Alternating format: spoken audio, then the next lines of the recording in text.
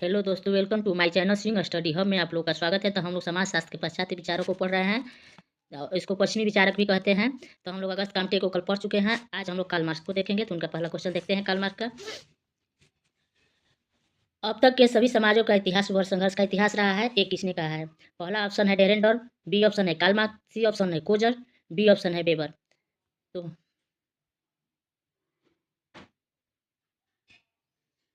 एक ब्रश लेती हूँ। तो चलिए, इसका होगा बी ऑप्शन, कार्ल मार्क्स। चलती हूँ।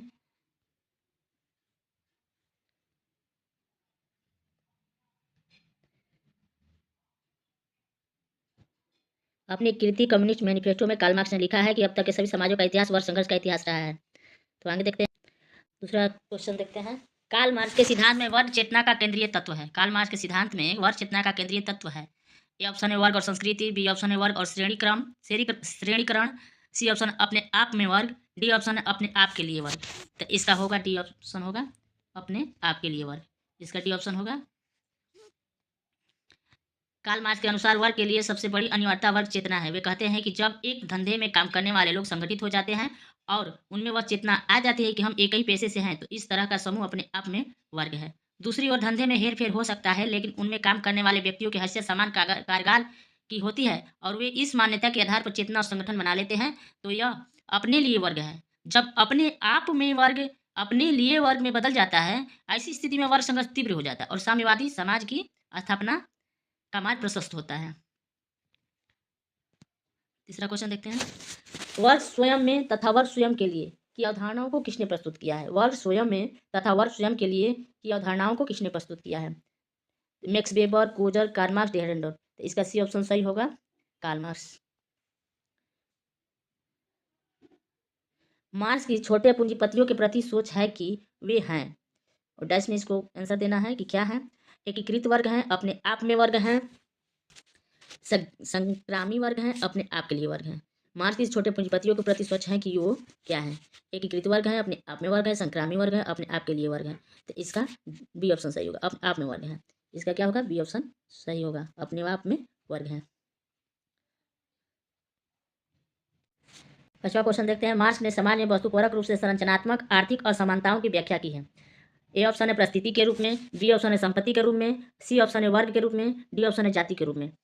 मार्क्स ने समाज में वस्तुपरक रूप से संरचनात्मक आर्थिक असमानताओं का व्याख्या की है वर्ग के रूप में। इसका सी ऑप्शन होगा, वर्ग के रूप में। इसका सी ऑप्शन सही है, वर्ग के रूप में। सर्वप्रथम कार्ल मार्क्स ने यह विचार रखा था कि सामाजिक आर्थिक ढांचों का परिवर्तन वस्तुगत नियमों से ही होता है। वस्तुगत नियमों के अनुसार एक सामाजिक आर्थिक ढांचा दूसरे की जगह लेता है। जैसे एक फैक्ट्री में काम करने वाले लोगों में यह चेतना आ जाती है हम एक पेशे में हैं, तो इस तरह का समूह जो बनता है वह अपने आप में एक वर्ग है। वर्ग संघर्ष का सिद्धांत के प्रतिपादन कौन है?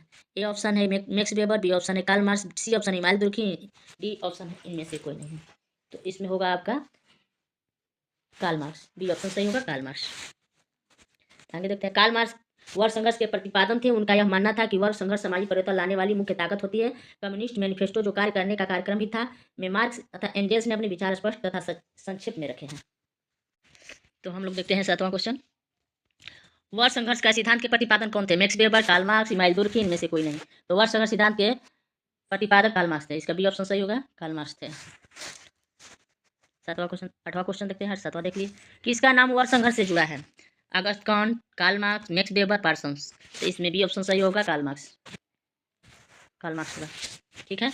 आगे देखते हैं, नौवां क्वेश्चन देखते हैं। मार्क्स के कथनानुसार वर्ग संघर्ष में किन दो वर्गों के बीच संघर्ष होता है? पूंजीपति एवं सर्वहारा के बीच, शासक एवं शासित के बीच, शिक्षित एवं अशिक्षित के बीच, मालिक एवं मजदूर के बीच। तो कार्ल मार्क्स के कथनानुसार वर्ग संघर्ष में किन दो वर्गों के बीच संघर्ष होता है? तो सी ऑप्शन सही है, शिक्षित और अशिक्षित के बीच नहीं, इसका सॉरी, ए ऑप्शन सही होगा, पूंजीपति एवं सर्वहारा के बीच होगा। इसका ए ऑप्शन सही है, पूंजीपति एवं सर्वहारा के बीच।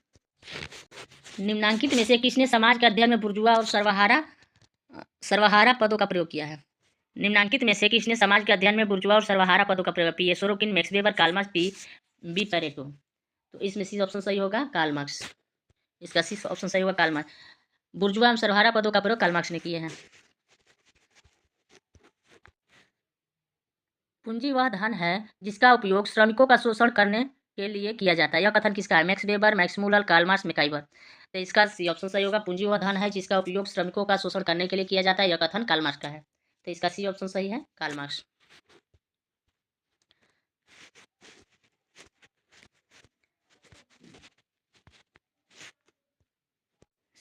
किसने कहा है कि प्रतिस्पर्धा पूंजीवाद की विशिष्ट आवश्यकता है? किसने कहा है कि प्रतिस्पर्धा पूंजीवाद की विशिष्ट आवश्यकता है? ए ऑप्शन है मैक्स वेबर, बी ऑप्शन है Karl Marx, C option Herbert एसन, डी ऑप्शन है आर डेहरेनडॉर्फ। तो इसका बी ऑप्शन सही होगा, कार्ल मार्क्स। प्रतिस्पर्धा दो या दो से अधिक व्यक्तियों या समूहों के मध्य किसी सीमित वस्तु, अधिकार या सेवा को प्राप्त करने हेतु प्रथा या नियम के अंतर्गत किया गया प्रयत्न है। कार्ल मार्क्स ने जोर देकर कहा है कि प्रतिस्पर्धा पूंजीवाद की एक विशिष्ट आवश्यकता है। तो इसका बी ऑप्शन सही होगा, कार्ल मार्क्स। पूंजीवाद में अलगाव के अवयव हैं। एक कूट में देना है आंसर इसका। पहला है उत्पादन गतिविधि, दूसरा है उत्पाद, तीसरा है सहकर्मी श्रमिक, चौथा है मानवीय सामर्थ्य। तो इसका ऑप्शन सही होगा, डी ऑप्शन सही है। इस चारों ऑप्शन इसमें सही है। उत्पादन गतिविधि, उत्पादन, सहकर्मी श्रमिक, मानवीय सामर्थ्य। तो पहला, दूसरा, तीसरा, चौथा चारों सही है। इसका डी ऑप्शन सही है। पूंजीवाद में अलगाव के अवयव हैं उत्पादन गतिविधि, उत्पादन, सहकर्मी श्रमिक तथा मानवीय सामर्थ्य। सभी होगा। 14 क्वेश्चन देखते हैं। मार्क्स ने के सामाजिक परिवर्तन संबंधी सिद्धांत में किस मूलभूत अवधारणा का प्रयोग किया गया है? कार्ल मार्क्स के विभाजित सामाजिक परिवर्तन संबंधी सिद्धांत में किस मूलभूत अवधारणा का प्रयोग किया गया है? ए ऑप्शन है सामाजिक सुरक्षा, बी ऑप्शन है उत्पादन की शक्तियाँ, सी ऑप्शन है प्रौद्योगिक प्रविधियाँ, डी ऑप्शन है सर्वहारा वर्ग की निर्धनता। तो इसका बी ऑप्शन सही है, उत्पादन की शक्तियाँ। मार्क्स के अनुसार सामाजिक संरचना के दो तत्व होते हैं, अधो या आधारभूत संरचना और अधिसंरचना या आश्रित संरचना। समस्त उत्पादन प्रणाली को उन्होंने आधारभूत संरचना माना है और समाज के अन्य अंगों जैसे सरकार, धर्म, परिवार, आदर्श, दर्शन इत्यादि को आश्रित संरचना कहा है। मार्क्स ने कहा है कि उत्पादन प्रणाली ही समस्त सामाजिक व्यवस्था की आधारशिला है। तो इसका भी ऑप्शन सही है।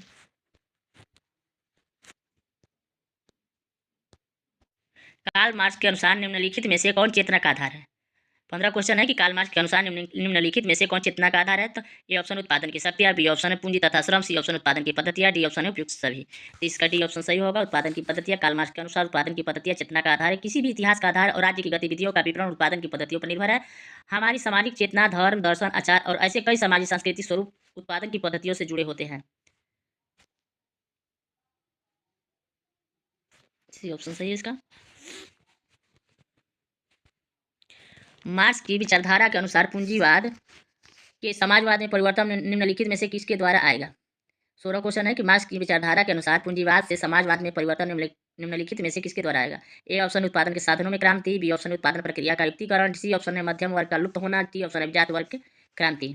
तो इसका ये ऑप्शन सही है, ये ऑप्शन सही है। मार्क्स की विचारधारा के अनुसार पूंजीवाद से समाजवाद में परिवर्तन उत्पादन के साधनों में क्रांति के फलस्वरूप आएगा। उत्पादन के साधन के अंतर्गत भूमि, प्रौद्योगिकी एवं अन्य पूंजी सामग्री सम्मिलित है। जब प्रौद्योगिकी में विकास होता है तब उसके फलस्वरूप उत्पादन के सारे साधनों में परिवर्तन आता है। किसने सामाजिक विकास के आर्थिक निर्णयवाद का सिद्धांत दिया है? 17 क्वेश्चन है कि किसने सामाजिक विकास के आर्थिक निर्णयवाद का सिद्धांत दिया है? ए ऑप्शन है कार्ल मार्क्स, बी ऑप्शन है एडम स्मिथ, सी ऑप्शन है कार्ल मैनहिम, डी ऑप्शन है पी ए सोरोकिन। तो इसका ए ऑप्शन सही होगा, तो सही होगा कार्ल मार्क्स। कार्ल मार्क्स ने बताया है कि आर्थिक व्यवस्था ही सामाजिक व्यवस्था की आधारशिला है। सामाजिक संरचना में परिवर्तन तभी आता है जब आर्थिक व्यवस्था में परिवर्तन आता है। इस प्रकार उन्होंने अपने विचारों में आर्थिक निर्धारणवाद का सिद्धांत दिया। उन्होंने कहा है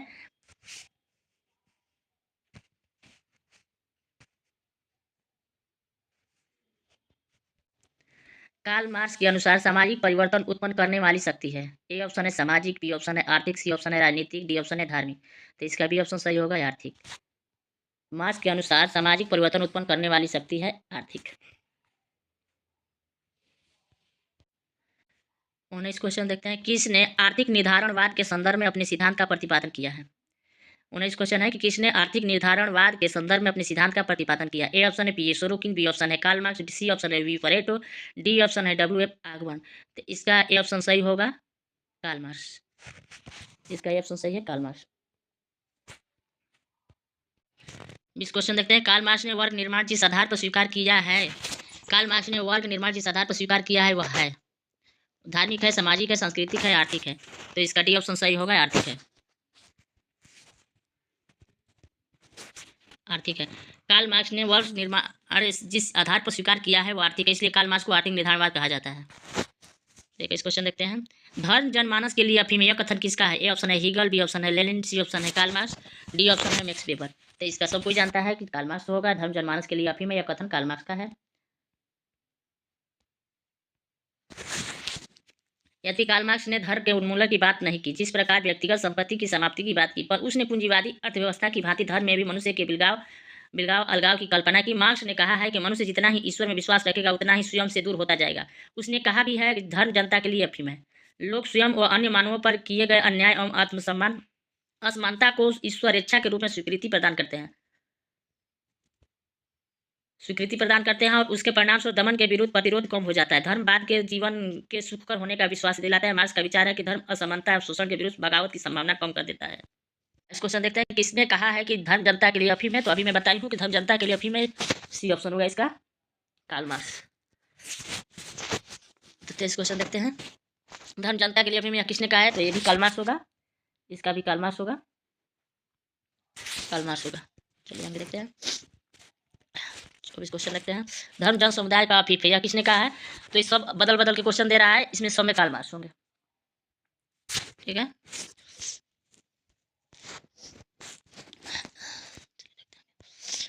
25 क्वेश्चन है। उत्पादन प्रक्रिया में कार्ल मार्क्स के अनुसार अधिकतम भूमिका होती है पूंजी की, मशीन उपकरणों की, श्रम की, सरकार की। उत्पादन प्रक्रिया में कार्ल मार्क्स के अनुसार अधिकतम भूमिका होती है पूंजी की, मशीन उपकरणों की, श्रम की, सरकार की। तो इसका भी ऑप्शन सही होगा, मशीन उपकरणों की। मार्क्स का मानना था कि श्रमिकों एवं पूंजीपति के बीच संघर्ष केवल आर्थिक लाभ को लेकर ही नहीं था। उसने पूंजीवाद के अंतर्गत मशीनी उत्पादन की भूमिका पर भी पूरा जोर दिया। ज्यों ज्यों मशीनों ने उत्पादन प्रक्रिया में पांव जमाना शुरू किया तो श्रमिकों के सामाजिक संबंधों में भी बड़ा बदलाव आने लगा और मानो अब मशीनों का एक पुर्जा मात्र बनकर रह गया था। मशीनें ही अब अधिकांश काम करती थी, मनुष्य तो मात्र उनका परिचालक ही था। इसके कारण श्रमिकों को अपने कार्य से मनोवैज्ञानिक संतुष्टि के अवसरों से वंचित होना पड़ा। इस संतुष्टि के अभाव को मार्क्स ने मानव का श्रम से अलगाव की संज्ञा दी।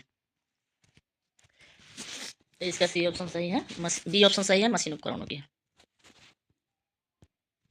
26 क्वेश्चन देखते हैं। कोरबी व्यवस्था पद का प्रयोग किया है।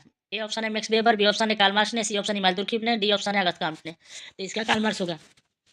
कोरबी व्यवस्था पद का प्रयोग कार्ल मार्क्स ने किया है। यह एक ऐसी व्यवस्था है जो अवैतनिक जबरन श्रम का एक रूप है, जो प्रकृति में सीमित समय के लिए रुक रुक कर चलने वाला होता है। औद्योगिक क्रांति से पूर्व काश्तकारों के लिए निजी भूमि संपदा पर जमींदारों के लिए कोरबी कार्य करने का दायित्व पूरे इतिहास में व्यापक था। कोरबी शब्द का प्रयोग आमतौर पर मध्ययुगीन और प्रारंभिक आधुनिक यूरोप के संदर्भ में किया जाता है, जहां अक्सर एक सामंती जमींदार द्वारा काम की अपेक्षा की जाती थी। कोरबी व्यवस्था पद कार्ल मार्क्स का है। डी ऑप्शन सही है, कार्ल मार्क्स। हीगल और मार्क्स दोनों ने निम्न में से कौन सी अध्ययन पद्धति की? 27 क्वेश्चन है कि हीगल और मार्क्स दोनों ने निम्न में से कौन सी अध्ययन पद्धति की? ए ऑप्शन है आदर्शवाद, बी ऑप्शन है भौतिकवाद, सी ऑप्शन है साम्यवाद, डी ऑप्शन है द्वंद्ववाद। तो इसका डी ऑप्शन सही होगा, द्वंद्ववाद। हीगल और मार्क्स दोनों ने निम्न में से कौन सी अध्ययन पद्धति की? तो द्वंद्ववाद किए थे। हीगल और मार्क्स दोनों ने द्वंद्ववाद पद्धति अपनाई। मार्क्स और एंजल्स ने हीगल के द्वंद्ववाद को उसके आदर्शात्मक खोल से निकालकर उसे भौतिकवादी जामा पहनाया। इस बात को स्वीकार करते हुए मार्क्स स्वयं दास कैपिटल के प्रथम खंड के द्वितीय जर्मन संस्करण के आमुख में लिखते हैं, उनके साथ हीगल के साथ वह द्वंद्ववाद सिर के बल खड़ा है। यदि आप उसके रहस्यमय आवरण के भीतर छिपे तर्क बुद्धिपरक सार तत्व का पता लगाना चाहते हैं तो आपको उसे उलट कर फिर पैरों के बल सीधा खड़ा करना होगा। इसका डी ऑप्शन सही है, द्वंद्ववाद। 28 क्वेश्चन देखते हैं। श्रम शक्ति और श्रम पूर्ति के हानिकारक प्रभाव में कौन सा सही है? श्रम शक्ति और श्रम पूर्ति के हानिकारक प्रभाव में कौन सा सही है? ए ऑप्शन है गरीब तथा अमीर के बीच अंतर बढ़ा है, बी ऑप्शन है वर्ग संघर्ष तथा बेरोजगारी में कमी आई है, सी ऑप्शन है श्रमिकों के कार्य की दशाएं प्रभावित हुई है, डी ऑप्शन है राष्ट्रीय स्तर पर उग्रवादी प्रवृत्तियों को बढ़ावा मिला है। तो इसका बी ऑप्शन सही है, वर्ग संघर्ष तथा बेरोजगारी में कमी आई है। वर्ग संघर्ष तथा बेरोजगारी में कमी आना श्रम शक्ति और श्रम पूर्ति का एक सकारात्मक पक्ष है, जबकि गरीब तथा अमीर के बीच अंतर का बढ़ाना समाज के लिए हानिकारक है। श्रमिकों के कार्य की दशाएं प्रभावित होने से उनका रोजगार प्रभावित होगा और अंततः गरीबी का कारण बनेगा। राष्ट्रीय स्तर पर उग्रवादी प्रवृत्तियों को बढ़ावा मिलना भी समाज के लिए अंततः हानिकारक है। तो इसका भी ऑप्शन सही होगा। चलिए तो 29 क्वेश्चन देखते हैं। कार्ल मार्क्स द्वारा दिए गए निम्नलिखित समाज के क्रम को व्यवस्थित कीजिए। इसमें व्यवस्थित करना है, कार्ल मार्क्स द्वारा दिए गए निम्नलिखित समाज के क्रम को व्यवस्थित कीजिए। तो कौन पहले आया था उसको व्यवस्थित करना है। तो चलिए देखते हैं। ऑप्शन है प्राचीन समाज, दूसरा है सामंतवादी समाज, तीसरा है आदिम समाज, चौथा है एशियाई समाज। तो पहले आएगा तीसरा, लेते पेन पहले लेते हैं। पहले आएगा तीसरा, ठीक है। पहले तीसरा आएगा, फिर उसके बाद चौथा आएगा। पहले पहले आदिम समाज आएगा। पहले आदिम समाज आएगा। पहले आदिम समाज आएगा, उसके बाद एशियाई समाज आएगा, उसके बाद प्राचीन समाज आएगा, उसके बाद सामंतवादी समाज आएगा। तो चलिए आगे देखते हैं इसको, क्या होगा इसका आंसर। इसका आंसर डी सही होगा। डी आंसर सही है। तो आज कार्ल मार्क्स खत्म हो गए, तो कल से हम लोग हर बार स्पेशल देखेंगे। लाइक, सब्सक्राइब और कमेंट कर दीजिएगा। अच्छा लगे तो सपोर्ट कीजिए मेरे चैनल को। चलिए धन्यवाद।